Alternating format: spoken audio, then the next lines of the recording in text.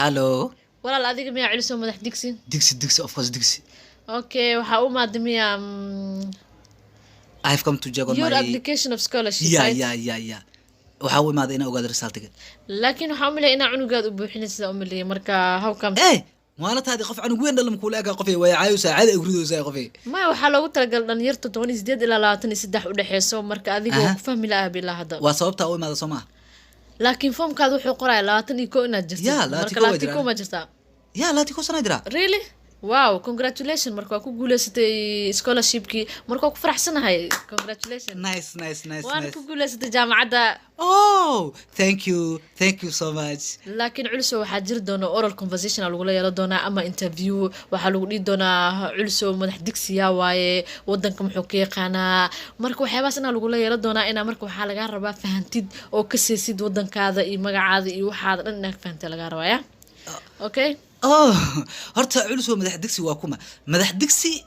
madax digsi ma aha madax digsi blocketi ma aha dacas ma aha qashin marka waa kaasa taad kale wadanka Soomaaliya aniga weligay alle iska joogo wadankayga waaye aan meel uga baxan ma jirto weligay kama tahriibin weligay meel kale kama aadin school asaa ka dhigtay asiga ku soo weynaaday asaga ku barbaaray meel ina ka aadan hada diyaar uma ihi wadankan waa ku ilmo dhalay wadankan waa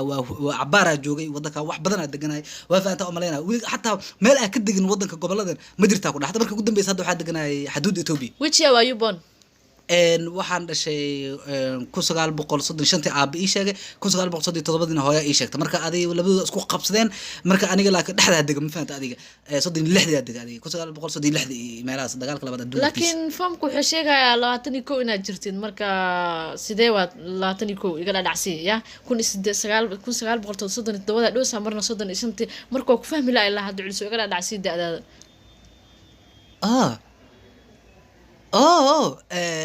ما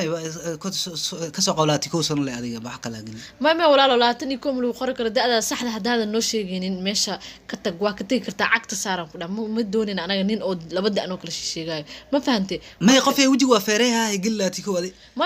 soco walaal soco marna jaamacada hatta ma ku rabnaayo soco adiga Soomaha wasaq baata adiga noo sidaadaba wax wadanka rogay adiga waa nooca oo kala wax dhalinyarada shaqo la'aan u tahay waxa balaaga amanka weyn